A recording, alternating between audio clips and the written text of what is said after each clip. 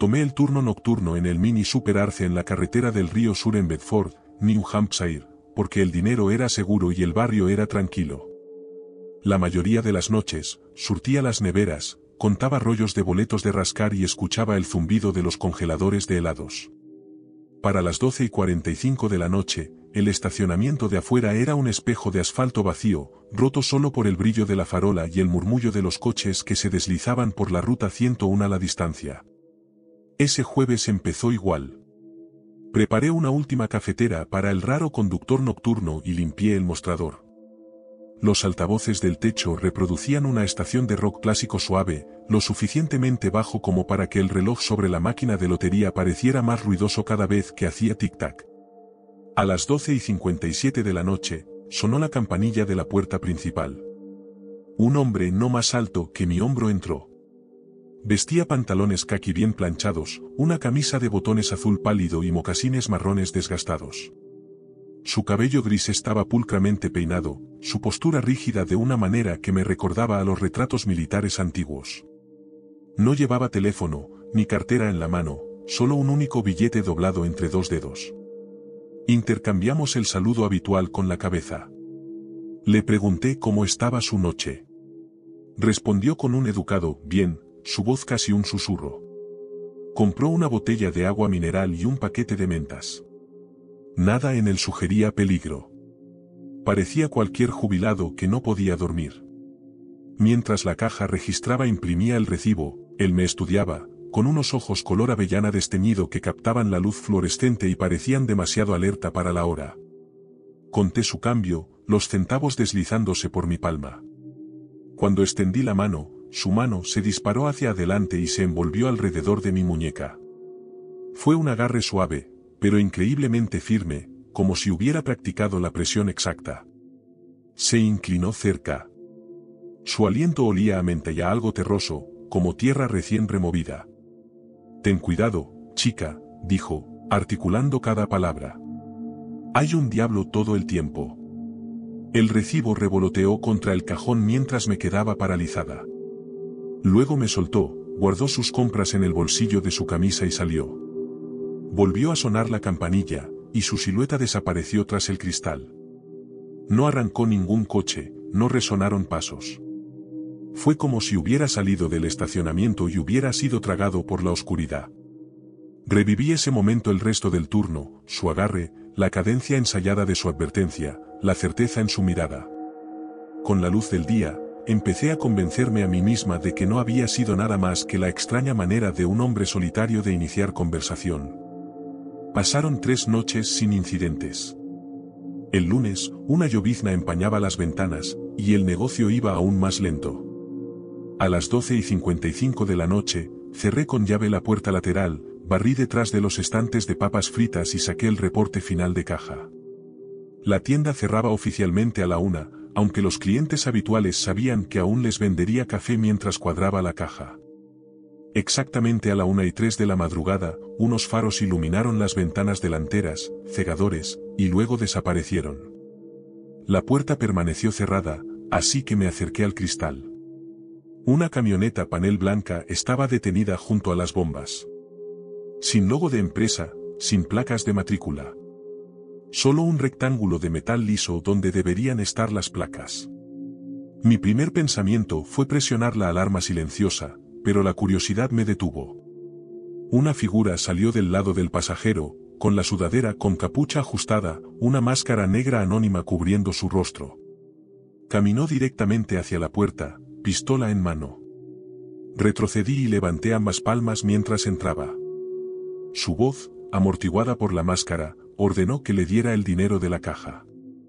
Abrí el cajón, saqué el dinero y lo puse en el mostrador. Recogió todos los billetes, luego exigió la caja fuerte. Le dije que tenía un retardo de 12 horas. Maldijo una vez, giró y corrió. La camioneta salió disparada sin luces, tragada por la llovizna y la noche. Mis dedos finalmente encontraron el botón de la alarma silenciosa. El operador de despacho se quedó en el teléfono hasta que llegó la policía de Bedford 10 minutos después. Tomaron mi declaración, buscaron huellas que nunca se adherirían en una noche así, luego pidieron las imágenes de las cámaras de seguridad. Nos amontonamos alrededor del monitor de la oficina trasera. La grabación mostraba la entrada y salida del hombre enmascarado, pero lo que llamó mi atención fue el conductor. La luz interior del techo en la camioneta se encendió por un segundo cuando la puerta del pasajero se cerró de golpe. En ese segundo, vi un perfil. Cabello gris, cuello de camisa azul pálido, hombros estrechos. Es él, dije, el pulso me martilleaba. El viejo del jueves. Los policías habían copiado la grabación del jueves después de mi relato. Lado a lado, los fotogramas coincidían, los pantalones caqui, el cabello peinado a un lado, incluso el porte rígido. Buscaron la camioneta sin placas en todos los reportes desde Concord hasta Nashua, nada. Aún así, la policía de Bedford me creyó lo suficiente como para involucrar a la policía estatal. 2 días después, un agente llamado Detective Mason llamó. Habían localizado una camioneta panel blanca enterrada entre matorrales enredados en un viejo sendero maderero en el Parque Estatal Bear Brook, 20 minutos al este. Huellas sugerían que había sido conducida allí recientemente. Una huella de zapato cerca del lado del conductor coincidía con una huella tomada de mi piso. Al amanecer del día siguiente, un grupo especial peinó los bosques cercanos. Encontraron un campamento encajado entre rocas glaciares, una mesa plegable, lonas tendidas entre árboles, cajas de cigarrillos robados y boletos de raspar tomados de otros robos nocturnos a lo largo de la Ruta 4. Acurrucados en el sitio estaban 3 hombres, 2 sospechosos más jóvenes con antecedentes de Massachusetts, y el hombre mayor, cuya licencia lo identificaba como Leonard Abbott, de 71 años, de Portsmouth.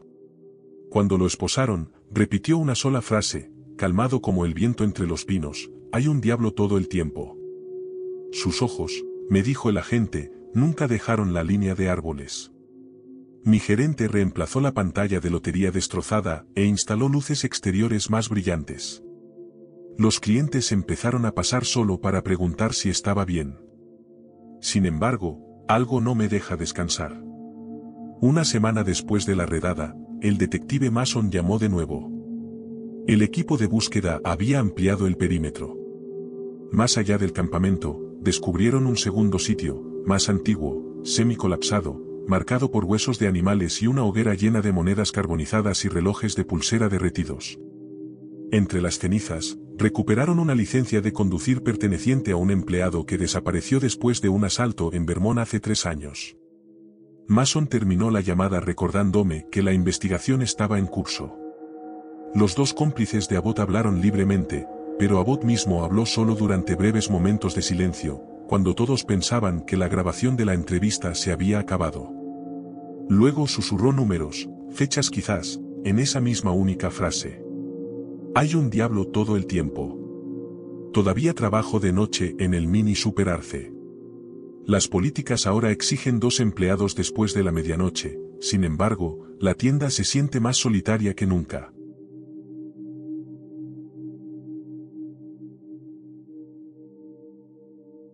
Cuando pienso en el 17 de enero de 1994, todavía huelo el café rancio y los vapores de diésel que flotaban dentro de la estación de servicio Leather Soil Company en Division Street en Gresham, Oregón. Tenía 19 años y ahorraba para pagar la matrícula del colegio comunitario, trabajando en el turno de madrugada 3 días a la semana. Ese lunes no era mi turno. Lo había cambiado con Virginia Endicott para poder hacer un examen de matemáticas por la tarde. He revivido ese cambio en mi cabeza miles de veces. Me desperté poco después de las 6 por el chirrido de nuestro teléfono inalámbrico. Mi gerente, Harry, nunca llamaba a casa. Su voz sonaba apagada, como si se le hubiera escapado todo el aire. Me dijo que 3 empleados habían resultado heridos y me pidió que fuera a ayudar a asegurar la tienda una vez que los detectives dieran el visto bueno. Me puse mi chaqueta de cuero roja, me subí a mi Chevy S10 azul oxidado y conduje los 10 minutos desde Troutdale, medio despierto, medio asustado. Las patrullas policiales abarrotaron el estacionamiento cuando llegué. La cinta amarilla de la policía ondeaba con el viento que venía del monte Ood. Un policía me detuvo en la acera, pero Harry me hizo un gesto para que pasara. Su bigote se movía cuando hablaba. Esa mañana, no se movió. Dijo, se fueron, Martín. Las 3. Recuerdo mirar el cemento manchado de aceite, tratando de imaginar qué significaba, se fueron. Entonces la puerta de una ambulancia se cerró de golpe, y el golpe metálico lo hizo real. Los detectives me llevaron adentro después de una corta espera. Las luces fluorescentes del techo estaban apagadas, solo las luces de emergencia brillaban en verde sobre los letreros de salida. Noté la puerta de la caja fuerte detrás del mostrador arrancada y abierta de par en par. Aún no sabía que faltaban unos $9.000. Los cajones de la registradora estaban vacíos como bocas abiertas. Mis botas chirriaron en el linóleo mientras me guiaban pasando los refrigeradores y hacia la bodega. El olor llegó primero, pólvora mezclada con aceite de motor. Virginia Endicott, de 57 años. Su nuera, María Elena Carey, de 25, y Rosalía Fackhertz, de 51, yacían una al lado de la otra en el cemento, boca abajo, con los brazos metidos debajo de ellas como si les hubieran dicho que se tiraran al suelo. Cada una tenía un solo agujero negro en la nuca. Alguien las había ejecutado en menos de un minuto y se había marchado sin dejar una sola huella. Salí tropezando y vomité detrás de la jaula de propano. El aire frío de enero me quemó los pulmones. No dejaba de ver la amplia sonrisa de Virginia del viernes anterior, cuando me había mostrado fotos de sus nietos. Ahora las fotos la sobrevivirían. Las camionetas de noticias aparcaron hacia las 9. Los reporteros dijeron que los asesinatos eran los peores en la historia de Gresham. Mientras filmaban, los detectives me hicieron todas las preguntas imaginables. ¿Quién tenía llaves? ¿Quién debía dinero? ¿A quién habían despedido? Un nombre no dejaba de aparecer, Tyrone Walter Days. Tenía 20 años, medía 1,93 m y tenía un tatuaje de pantera negra en el estómago. Había administrado la estación hasta agosto, cuando Harry lo despidió por robar unos billetes de la caja registradora.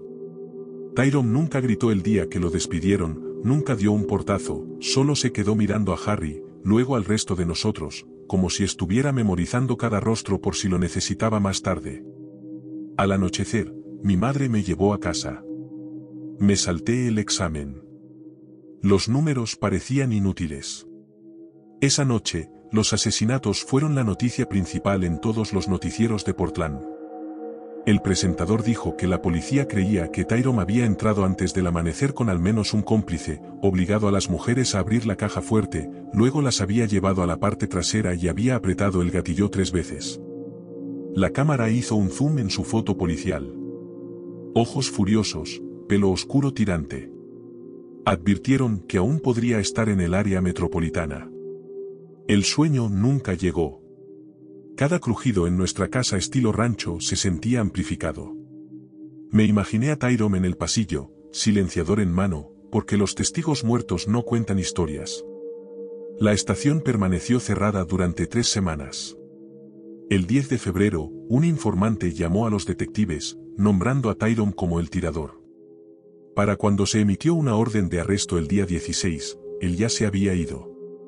Quizás a Idaho, quizás México, nadie lo sabía.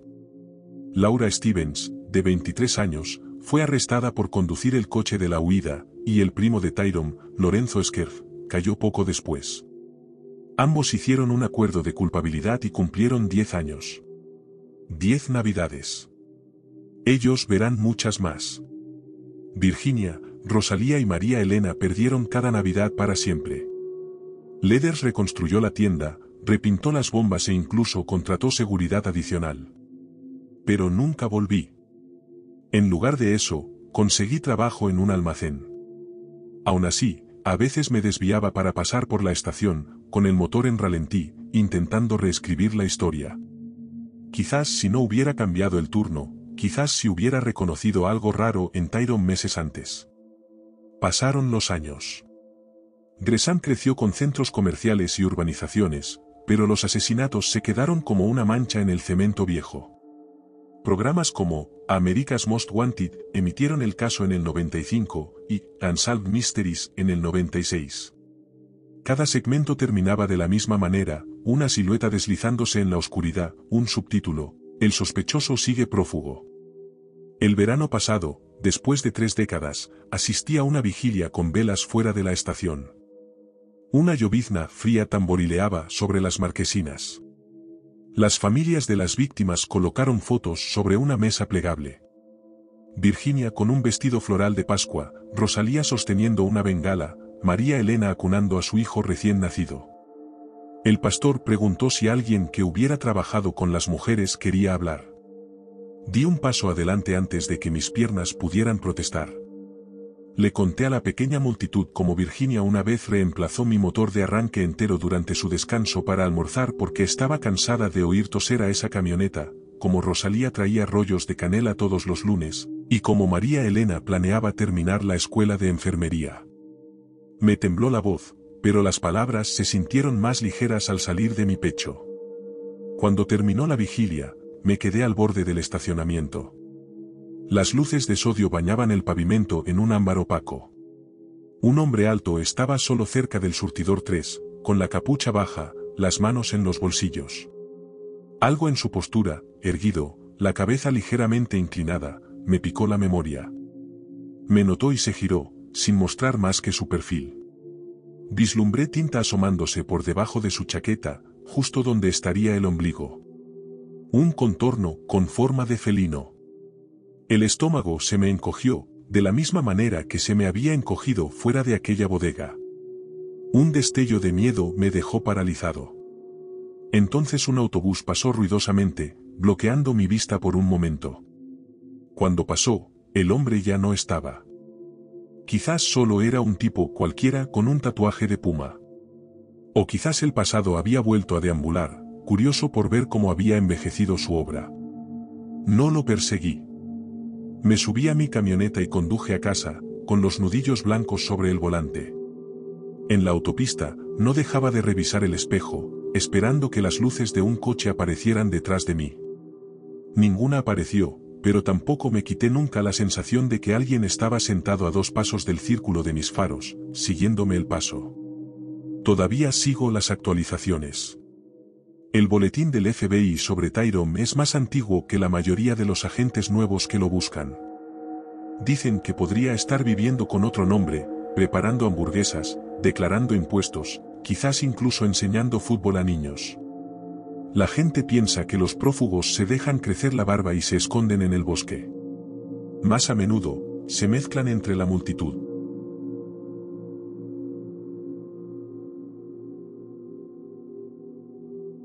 Era principios de abril de 2004 cuando me contrataron para el turno nocturno en la Speedwell de Elm Street, Manchester, New Hampshire. Necesitaba el dinero, y trabajar de noche parecía bastante simple. Abastecer estantes, trapear pisos, quizás ayudar a algunos rezagados nocturnos que volvían de los bares. Mi primera noche solo en el turno fue un martes, normalmente completamente silencioso. Alrededor de las 2:45 de la madrugada, se me habían acabado las cosas que hacer adentro, así que agarré una bolsa de basura y salí a ordenar alrededor de los surtidores. El aire estaba fresco pero no helado, típica primavera de New Hampshire. Aparte de un par de vasos de café vacíos y colillas de cigarrillos, no había mucho que limpiar. Me acerqué a rellenar los depósitos de líquido limpiaparabrisas, usando un bidón de plástico que chapoteaba ruidosamente en el estacionamiento silencioso. El sonido hizo eco de forma extraña en los surtidores de gasolina, y fui dolorosamente consciente de lo solo que estaba. Las luces brillantes de la tienda iluminaban el pavimento circundante, pero dejaban todo lo que estaba más allá de los límites oculto en la oscuridad. Acababa de terminar de llenar el segundo depósito cuando aparecieron faros al final de Elm Street. Pensé que era un viajero nocturno, o quizás alguien que salía de la autopista. Pero a medida que el coche se acercaba, noté que era una patrulla policial de Manchester. Mi primer pensamiento fue que quizás alguien se había quejado por ruido o alguna cosa menor. El policía condujo despacio, los neumáticos crujían suavemente sobre la grava esparcida. No estaba mirando sin rumbo fijo. En cambio, estaba intensamente concentrado en el interior de la tienda, sus ojos fijos en el mostrador de la caja. Nunca me vio parado junto a los surtidores. Se estacionó bruscamente frente a las puertas y salió de un salto, moviéndose con urgencia hacia la entrada de la tienda. Dejé caer el bidón vacío cerca de los surtidores y me apresuré a entrar, pensando que mejor vería qué estaba pasando. En el instante en que la campanilla de la puerta sonó, el oficial giró bruscamente, sobresaltado por mi presencia. «Ah, hola», dije, intentando sonar despreocupado a pesar de su reacción. «¿Qué pasa?». Exhaló profundamente, obviamente aliviado de verme. «Me asustaste», admitió, mirando a su alrededor de nuevo. «Escucha, el Dunkin' Donuts de la calle Hanover acaba de ser asaltado hace unos 20 minutos». Levanté las cejas, sintiéndome de repente vulnerable. La calle Hanover estaba a solo 2 cuadras de distancia. «Creemos que el tipo todavía está cerca», continuó, su voz seria pero tranquila. «Lo que pasa es que no coincide con nuestros perfiles habituales, ni siquiera se llevó mucho dinero. Parece más bien que solo busca la emoción, lastimar gente». Tragué saliva con dificultad, asintiendo lentamente. «Ok, gracias por avisarme». Miró a su alrededor en la tienda una vez más, asegurándose de que estaba vacía. «Solo ten cuidado, mantente atento y llámanos de inmediato si algo parece extraño, ¿ok?». Le dije que lo haría, y él se fue. La patrulla salió del estacionamiento, dejándome parado allí, sintiéndome de repente expuesto. Cerré las puertas delanteras con llave detrás de él, algo que técnicamente no debía hacer, pero no me importó. Si mi jefe se quejaba, le explicaría después. Pasé los siguientes 15 minutos dando vueltas por la tienda, mirando nerviosamente el reloj e intentando ignorar la paranoia que se colaba en mis pensamientos. Cada movimiento, cada sombra se sentía sospechosa. Eran las 3:15 de la madrugada y normalmente a esta hora, algunos madrugadores podrían empezar a llegar. Esta noche, las calles permanecían extrañamente vacías. Alrededor de las 3:30, los faros volvieron a atravesar las ventanas de la tienda. El estómago se me encogió. El coche se detuvo en la esquina más alejada del estacionamiento, parcialmente cubierto por la sombra de los arbustos altos que bordeaban la propiedad. No era un coche de policía, y tampoco parecía un cliente habitual, era un sedán viejo y destartalado, con el motor en marcha baja y silenciosa.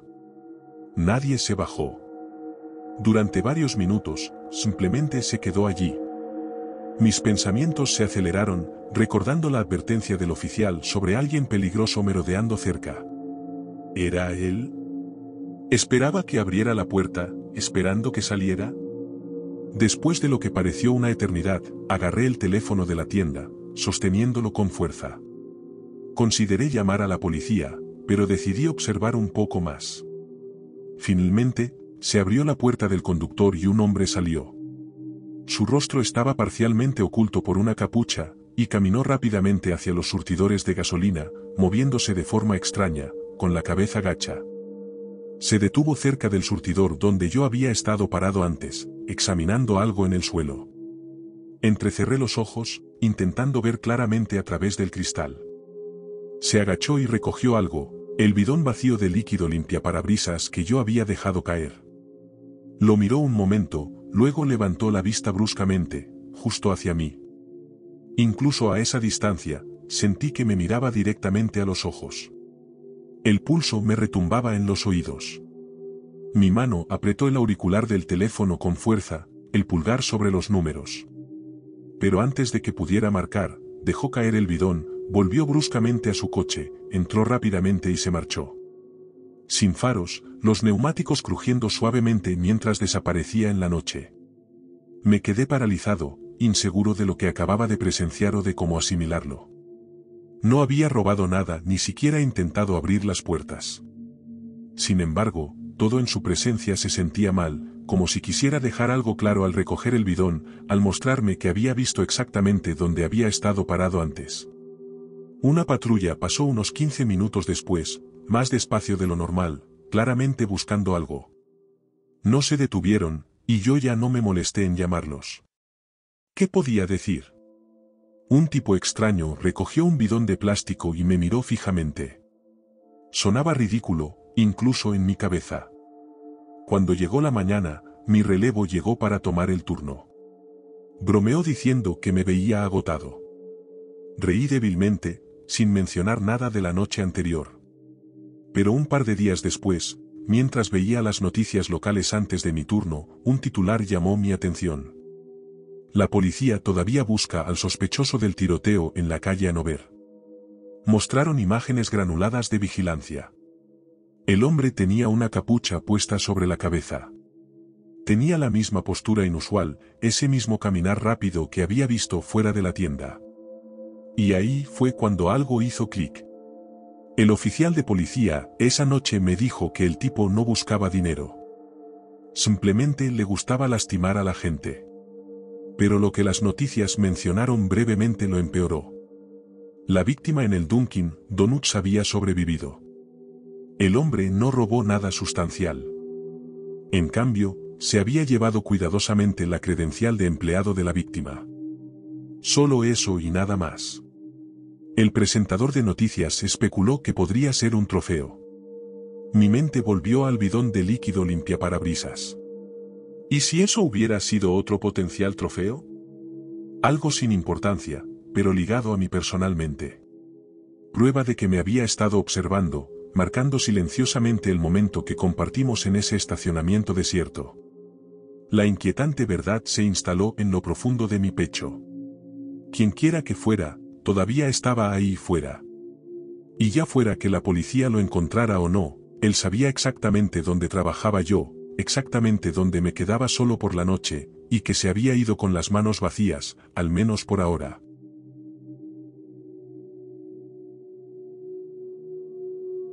Si estas historias te mantuvieron en suspenso, dale me gusta y suscríbete para más encuentros inquietantes. Activa las notificaciones porque no querrás perderte lo que viene a continuación. Mantente a salvo, mantente alerta y recuerda. Gracias por escuchar, y nos vemos en la próxima noche.